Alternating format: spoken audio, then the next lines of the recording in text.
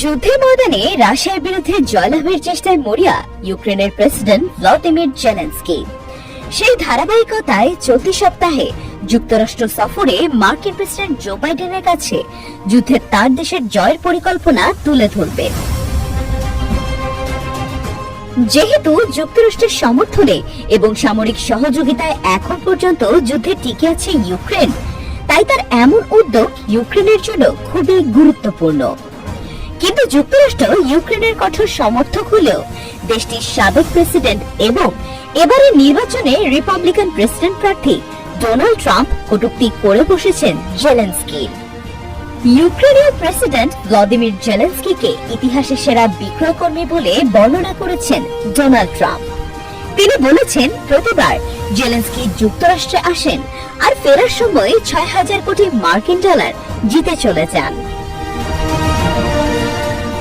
আবার আগামী ৫ নভেম্বর যুক্তরাষ্ট্রে প্রেসিডেন্ট নির্বাচনে ভোট গ্রহণ অনুষ্ঠিত হবে। এবারের মার্কিন প্রেসিডেন্ট নির্বাচনে জেলেনস্কি মনে প্রাণে ডেমোক্রেটিক পার্টির প্রার্থীর জয় চান বলেও মন্তব্য করেছেন ট্রাম্প। সোমবার পেনসিলভেনিয়ার এক নির্বাচনী সমাবেশে জেলেনস্কিকে নিয়ে এসব উস্কানিমূলক মন্তব্য করেন ট্রাম্প।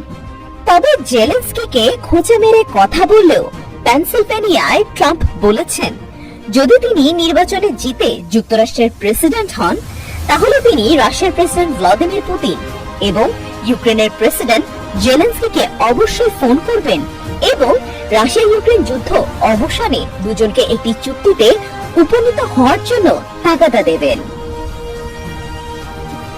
উল্লেখ্য যে জেলেনস্কি বর্তমানে যুক্তরাষ্ট্র সফরে রয়েছেন। গত রবিবার ইউক্রেনীয় এই প্রেসিডেন্ট যুক্তরাষ্ট্রে পৌঁছান। রাশিয়ার সঙ্গে ২.৫ বছর ধরে চলা যুদ্ধ অবসানে কিয়েভের পরিকল্পনা জানাতে এবার সেখানে গেছেন তিনি। সংবাদ মাধ্যম এএফপির খবরে বলা হয়, যুক্তরাষ্ট্রের বর্তমান প্রেসিডেন্ট জো বাইডেন, ডেমোক্রেটিক পার্টির প্রেসিডেন্ট প্রার্থী কমলা হ্যারিস ও ট্রাম্পের কাছে নিজের পরিকল্পনা উপস্থাপন করবেন জেলেনস্কি। তিনি এই পরিকল্পনার নাম দিয়েছেন বিজয় পরিকল্পনা। সাম্প্রতিক সময়ে রাশিয়া ইউক্রেনের মধ্যে জোরদার হয়েছে হামলা। এরই মধ্যে মস্কোর কুর্স্ক এলাকার বেশ কিছু অংশ দখলে নিয়েছে ইউক্রেন। এবার রাশিয়ার অভ্যন্তরে হামলা চালানোর জন্য পশ্চিমাদের অনুমতি চাচ্ছে কিয়েভ, কিন্তু পশ্চিমারা সাময়িকভাবে সেই অনুমতি দেয়নি।